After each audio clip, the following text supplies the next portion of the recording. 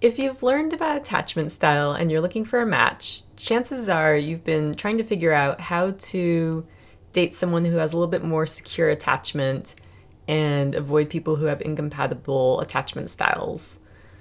I have a blog post where I talk about why the anxious style and the avoidant style often attract each other. It's an interesting dynamic that happens very frequently. You can find a link to that in the description around this video.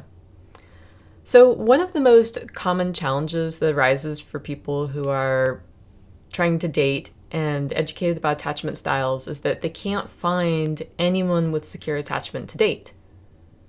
Now, this is a very realistic problem because as people get older, so secure styles tend to stay in relationships longer, and so they're in these long-term relationships, and that leaves in the dating pool people with more insecure styles who are trying to date each other. As we get older, that's just a fact of life that we have to accept. And at the same time, we also can re-examine this situation because attachment is not black and white. Everyone has a blend of different styles. We're not just a single attachment style, we have a blend.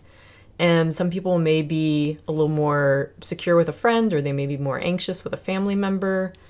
It can vary by situation and by relationship. Most of the people that you're likely to meet in this world are going to have some degree of attachment disruption. So rather than focus on finding a magically unicorn secure attachment partner, I suggest focusing on looking for certain signs of compatibility in relationships and enough secure attachment markers to make the whole thing work. I'm Kaylee Larkin. I'm an attachment coach, and I help people with insecure attachment style to find more love, security, and deep connection in relationships.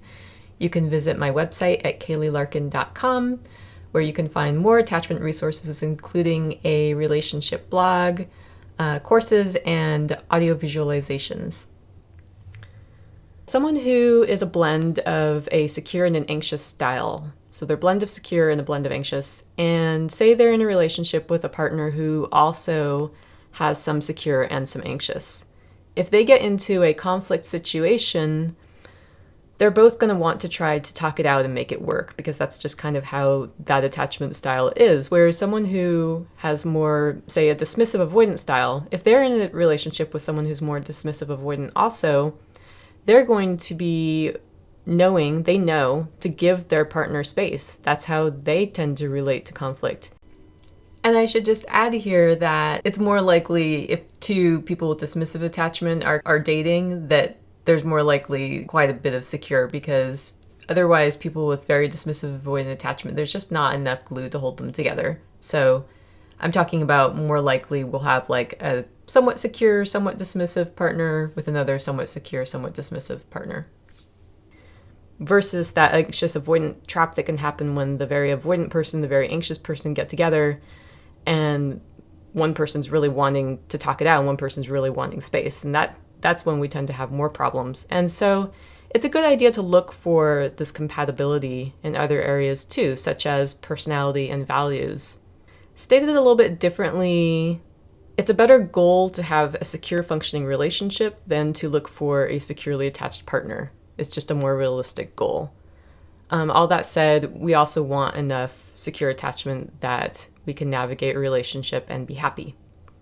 So the first strategy to finding a partner with secure attachment is to notice if you're clear about their feelings and intentions, or are you guessing? So, for example, can you tell whether they're attracted to you? Do you know when the next date is going to be? Do you know when you're getting together again? Are you clear whether they even like you and want to spend time with you? If you find yourself guessing a lot, that's a sign that you may be with someone who has more insecure attachment, because secure folks tend to express this more upfront. They tend to be more clear about their intentions. They don't play games. And so they also don't get hot and cold so much, as in maybe a more fearful style, a more disorganized style. They might do the kind of getting closer and then pulling away thing.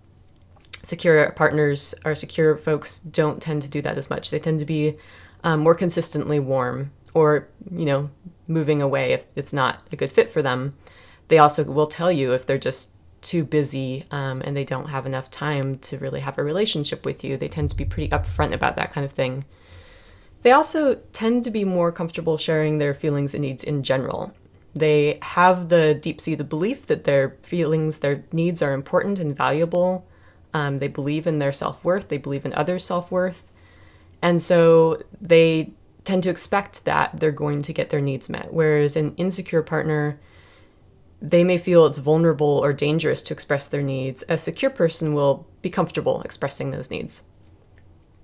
Okay, so the second strategy to finding a secure partner is to pay attention to whether that person genuinely relates to you. Do they understand how you feel? Do they have empathy? This will make a relationship so much easier, because one of the traits that people really value in a relationship is the ability for their partner to understand them and relate to them. It's so important to feel like our partner understands us. And just a note about that, some of the insecure styles are often able to empathize, like the anxious attachment style, for example, who can be very focused on other. They may err a little bit too much towards focusing on other and that high empathy, whereas a dismissive avoidant style may lean a little bit away from empathy. They may be a little bit less focused on other. And I'm not saying here that, high empathy is good, low empathy is bad. That is just not the case, because we can know that in some professions, for example, a certain lack of empathy can be helpful, in getting that job done. I wouldn't want a surgeon who was too empathetic. So that could be a helpful trait in some circumstances. But when we're talking about feeling seen, heard, and gotten in relationships, finding a partner with enough empathy and enough secure attachment can be very helpful. Okay, so strategy number three to finding a secure partner is to observe if the person sets and respects boundaries. Sometimes misunderstandings happen in relationships. That's just a fact of life. But are they able to respect a boundary if you set one? And do they have boundaries of their own? Secure people are typically good at setting boundaries, compassionate boundaries, because they value their own needs and they also value others' needs. It can feel like being on a team where, both people are playing on the same team. The secure person is trying to make sure everyone is getting their needs met, rather than each person on the relationship playing on different teams and then being opposed. So boundaries can be challenging for all of the insecure attachment styles. For an anxious style, sometimes they accidentally cross other people's boundaries, or they can have a hard time with them because it feels like they're not connecting the way that they want to, or they're feeling rejected. For an avoidant person, they can feel like other people are impinging on their boundaries and they're feeling put upon, or they're feeling like they don't have enough space. For a disorganized person, they're experiencing a whole degree of nervous system dysregulation around perhaps their boundaries being crossed, or running up against other people's boundaries, feeling that rejection. Folks with disorganized attachment have a particularly hard time with boundaries in general. Secure folks are attuned and perceptive to other people's needs in relationships, so they tend to be respectful of boundaries. They tend to recognize and honor other people's boundaries. They tend to set their own boundaries well. Whether those are verbal or nonverbal, they'll try and respect your boundaries. They aren't looking for external validation as much as the anxious person. They aren't needing their space and independence as much as the avoidant person. If you set a boundary and they overstep it by accident, they'll likely apologize. They'll likely try to repair and make sure they understand, what your boundaries are so that they can respect that. And if they need to set a boundary, they'll likely do it in a way that's pro-social and respectful, so it doesn't feel like a kind of a rigid wall. You can use these strategies to help you find a partner with more secure attachment. Keep in mind that the goal is to find a relationship that is securely functioning and not to focus on perfection. And so we're always looking for compatibility, not perfection. And if there are enough markers of secure attachment and not a lot of relationship red flags, then you may just have stumbled across something good. I hope you enjoyed this video, and if you'd like to hear more from me, please click like and subscribe. You can share this video with your friends. You can also visit my website for more resources at kayleelarkin.com, where you can find audios, guided meditations, you can find a course, and you can read a whole bunch more about attachment style on my blog. All right, great connecting with you. This is Kaylee Larkin, wishing you a beautiful, relationship journey.